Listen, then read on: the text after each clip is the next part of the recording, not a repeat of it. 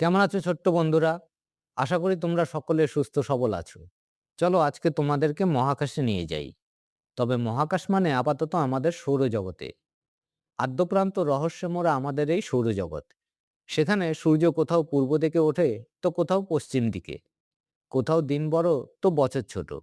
কোনো গ্রহ এত হালকা যে সেটি জলে ভেসে থাকতে পারে। কোনো গ্রহ এত গরম যে সেখানে আমরা গেলে পুড়ে ছাই হয়ে যাব। আবার কোনো গ্রহ এত ঠান্ডা যে সেখানে গেলে আমরা সঙ্গে সঙ্গে বরফে পরিণত হব। কোথাও রয়েছে এভারেস্টের চেয়েও ৩ গুণ উঁচু পর্বত। কোথাও রয়েছে প্রশান্ত মহাসাগরের চেয়েও অধিক জলের ভাণ্ডার। কি জানতে ইচ্ছে করছে? এইসব রহস্যময় জগৎটা আসলে সৌরজগতের কোথায় লুকিয়ে রয়েছে? চলো তাহলে আজকে তার সুযোগ সন্ধান করা যাক।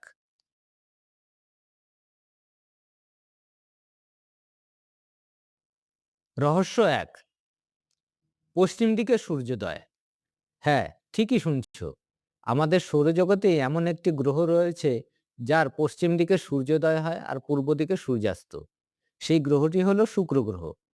কারণ শুক্র গ্রহটি অন্য গ্রহগুলোর মতো পশ্চিম দিক হতে পূর্ব দিকে ঘোরে না। সেটি পূর্ব দিক হতে পশ্চিম দিকে ঘোরে। সেই কারণেই শুক্র গ্রহটির সূর্যোদয় হয় পশ্চিম দিকে আর সূর্যাস্ত হয় পূর্ব দিকে। রহস্য ২, দিনের চেয়ে বছর ছোট। তোমরা তো সকলেই জানো যে একদিনের চেয়ে এক বছর অনেক বড়, তাই না? কিন্তু আমাদের সৌরজগতে এমন একটি গ্রহ রয়েছে যেখানে একদিনের চেয়ে এক বছর ছোট হয়। সেই গ্রহটির নাম আবারও শুক্র গ্রহ। শুক্র গ্রহ তার নিজের কক্ষের চারিদিকে অত্যন্ত ধীর গতিতে ঘোরে। তাই শুক্র গ্রহের একদিন সম্পন্ন হতে আমাদের পৃথিবীর হিসেবে ২৪৩ দিন সময় লাগে। অপরদিকে শুক্র গ্রহটি সূর্যের চারিদিকে এক পাক ঘুরে আসতে সময় নেয় আমাদের পৃথিবীর হিসাবে প্রায় ২২৫ দিন। অর্থাৎ শুক্র গ্রহের একদিন হতে সময় লাগে ২৪৩ দিন, আর তার এক বছর হতে সময় লাগে মাত্র ২২৫ দিন। তাই শুক্র গ্রহের একদিনের চেয়ে এক বছর ছোট হয়। রহস্য ৩, সবচেয়ে উত্তপ্ত গ্রহ। আমাদের সৌরজগতে গ্রহগুলির অবস্থান যদি পর্যবেক্ষণ করি তবে সবার প্রথমে আসে বুধ, তারপর শুক্র, তারপর আমাদের পৃথিবী। এরপর মঙ্গল, বৃহস্পতি, শনি, ইউরেনাস আর সবশেষে নেপচুন। অর্থাৎ বুধ গ্রহটি রয়েছে সূর্যের সবচেয়ে কাছে। কিন্তু সবচেয়ে উত্তপ্ত গ্রহ কিন্তু বুধ নয়। সবচেয়ে উত্তপ্ত গ্রহটি হলো শুক্র। বুধ গ্রহটি দিনের বেলায় যেখানে সর্বোচ্চ ৪৩০ ডিগ্রি সেলসিয়াসে পৌঁছে যায়, সেখানে রাতের বেলাতে তার তাপমাত্রা কমে -১৮০ ডিগ্রি সেলসিয়াসে নেমে আসে। কিন্তু শুক্র গ্রহের গড় তাপমাত্রাই হলো ৪৬৭ ডিগ্রি সেলসিয়াস। শুক্র গ্রহটি এত উত্তপ্ত হওয়ার প্রধান কারণগুলো হলো তার পৃষ্ঠদেশের গঠন এবং ঘন বায়ুমণ্ডল। শুক্র গ্রহে রয়েছে একাধিক সক্রিয় আগ্নেয়গিরি, তাই এর পৃষ্ঠদেশ ধূলিকণাময়। এই ধূলিকণা সূর্যের তাপ শোষণ করে থাকে এবং সেই তাপকে সহজে প্রতিফলিত হতে দেয় না। অপরদিকে শুক্র গ্রহের বায়ুমণ্ডলে রয়েছে প্রচুর পরিমাণে কার্বন ডাই অক্সাইড। এই কার্বন ডাই অক্সাইডের পরিমাণ কত জানো? তার আগে বলি, আমাদের পৃথিবীতে কার্বন ডাই অক্সাইডের পরিমাণ মাত্র ০.০৪%। তাতেই আমরা বায়ু দূষণ করে চেঁচামেচি করি, তাই তো? আর সেখানে শুক্র গ্রহে এই গ্যাসটির পরিমাণ রয়েছে ৯৬.৫%। বুঝতে পারছো শুক্র গ্রহের অবস্থাটা কি? এই কার্বন ডাই অক্সাইডও প্রচুর পরিমাণে তাপ শোষণ করে থাকে, আর তাপ প্রতিফলিত হতে দেয় না। স্বাভাবিকভাবেই শুক্র গ্রহটিতে ক্রমশ তাপমাত্রা বৃদ্ধি পেয়ে চলেছে। সেই কারণে এই গ্রহটি অত্যন্ত উত্তপ্ত গ্রহ। তাই শুক্র গ্রহটি আমাদের সৌরজগতের দ্বিতীয় গ্রহ হলেও এটি বুধের চেয়ে বেশি উত্তপ্ত আর সৌরজগতের সবচেয়ে উত্তপ্ত গ্রহ। রহস্য ৪, সবচেয়ে শীতলতম গ্রহ। ইউরেনাস আমাদের সৌরজগতের সবচেয়ে শীতলতম গ্রহ। যদিও নেপচুন সূর্য থেকে আরো দূরে অবস্থিত, তবু ইউরেনাসই সবচেয়ে শীতলতম গ্রহ। গ্রহটির বায়ুমণ্ডলের তাপমাত্রা -২২৪ ডিগ্রি সেলসিয়াস, যা এখনো পর্যন্ত রেকর্ডকৃত সর্বনিম্ন। ইউরেনাস কেন এত ঠান্ডা? আসলে গ্রহের তাপমাত্রা কেবল সূর্য থেকে তাদের দূরত্বের ওপর নির্ভর করে না। প্রতিটি গ্রহের অভ্যন্তরীণ তাপ সেই গ্রহটিকে গরম রাখে। এক্ষেত্রে নেপচুন ইউরেনাসের চেয়ে দূরে অবস্থান করলেও তার অভ্যন্তরীণ তাপমাত্রা বেশি হওয়ার ফলে গ্রহটি গরম থাকে। অপরদিকে ইউরেনাসের অভ্যন্তরীণ তাপ উৎপন্ন করার ক্ষমতা অত্যন্ত কম হওয়ার দরুন এটি নেপচুনের চেয়ে অধিক শীতল হয়ে যায়। তাই নেপচুন সূর্যের থেকে বহু দূরে অবস্থান করলেও আসলে ইউরেনাসই আমাদের সৌরজগতের শীতলতম গ্রহ। রহস্য ৫, এভারেস্টের চেয়ে উঁচু পর্বতশৃঙ্গ। মঙ্গল গ্রহে রয়েছে অলিম্পাস মন্স নামক বৃহৎ আগ্নেয়গিরি, যার উচ্চতা প্রায় ২২ কিলোমিটার। এটি আমাদের এভারেস্টের চেয়ে প্রায় ৩ গুণ বেশি উঁচু। অর্থাৎ অলিম্পাস মন্স আমাদের সৌরজগতের সর্বোচ্চ পর্বতশৃঙ্গ।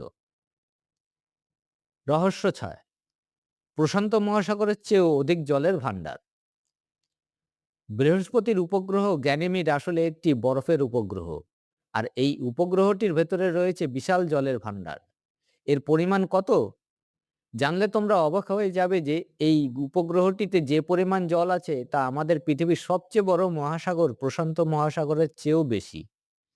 শুধু তাই নয়, আমাদের এই পৃথিবীতে যত জলের উৎস রয়েছে, মানে যত মহাসাগর, সাগর, উপসাগর, নদ নদী, খাল বিল অর্থাৎ যাবতীয় যত জলের উৎস রয়েছে, তাদের সম্মিলিত জলের পরিমাণের চেয়ে বেশি জল রয়েছে এই উপগ্রহটিতে। আর জলের পরিবর্তে যদি কোনো তরল পদার্থের মহাসাগরের কল্পনা আমরা করে থাকি, তাহলেও প্রশান্ত মহাসাগরের চেয়ে অনেক বড় মহাসাগর রয়েছে আমাদের বৃহস্পতি গ্রহে। তফাৎ এইটুকু যে সেখানে জলের পরিবর্তে রয়েছে তরল হাইড্রোজেন।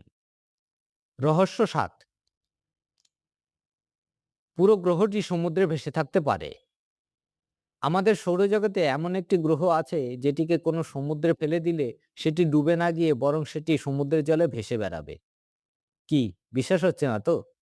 সত্যিই এমন একটি গ্রহ আমাদের সৌরজগতেই রয়েছে। সেটি হলো শনি গ্রহ। শনি গ্রহটি হাইড্রোজেন আর হিলিয়াম গ্যাস দ্বারা গঠিত হয়েছে। এই দুটি অত্যন্ত হালকা গ্যাস, অর্থাৎ শনি গ্রহের ঘনত্ব জলের ঘনত্বের চেয়ে কম। তাই কাল্পনিকভাবে শনি গ্রহটিকে যদি কোনো বিশাল বড় সমুদ্রে ফেলে দেওয়া হয়, তবে সেটা ডুবে না গিয়ে সমুদ্রের জলে ভেসে বেড়াবে।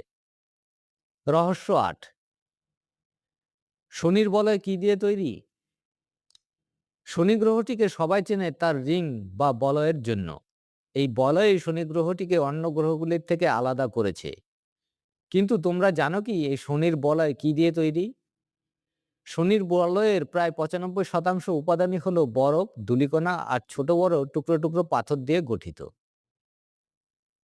রহস্য ৯, বৃহস্পতি, শনি, ইউরেনাস আর নেপচুনে তোমরা দাঁড়াতে পারবে না। হ্যাঁ, ঠিকই বলছি। এই ৪টি গ্রহে যদি তোমাদেরকে নামিয়ে দেওয়া হয়, তাহলে তোমরা সেখানে এক মুহূর্তের জন্য দাঁড়াতে পারবে না। কারণ এই ৪টি হলো গ্যাসীয় দানব। মানে এই ৪টি গ্রহ আমাদের পৃথিবী বা মঙ্গল গ্রহের মতো কঠিন শিলা দ্বারা গঠিত নয়। এই ৪টি গ্রহ গ্যাসীয় উপাদান দিয়ে গঠিত। যদিও এদের কোর মানে একেবারে মাঝের অংশটি কঠিন ধাতব পদার্থ দ্বারা গঠিত, তবু এই ৪টি গ্রহের মূল গঠনই যেহেতু গ্যাস দিয়ে গঠিত, তাই এখানে কোনো মানব বা কোনো যান এখানে দাঁড়াতে পারবে না। অর্থাৎ কাল্পনিকভাবে যদি ধরেও নিই যে তোমরা কোনোভাবে এই ৪টি গ্রহে পৌঁছে গেলে, তাহলেও তোমরা সেখানে দাঁড়াতে পারবে না। এই গ্রহগুলির অতলে তলিয়ে যাবে। রহস্য ১০, হীরের বৃষ্টি। বিজ্ঞানীদের ধারণা অনুযায়ী ইউরেনাস ও নেপচুন গ্রহের ভেতরের তীব্র চাপ ও তাপমাত্রার কারণে বায়ুমণ্ডলে থাকা মিথেন গ্যাস ভেঙে কার্বন পরমাণু আলাদা হয়ে যায়। এই কার্বন প্রচণ্ড চাপে রূপান্তরিত হয় হীরায়। ফলে এই দুটি গ্রহের গভীরে প্রায়শই হীরের বৃষ্টি হয়।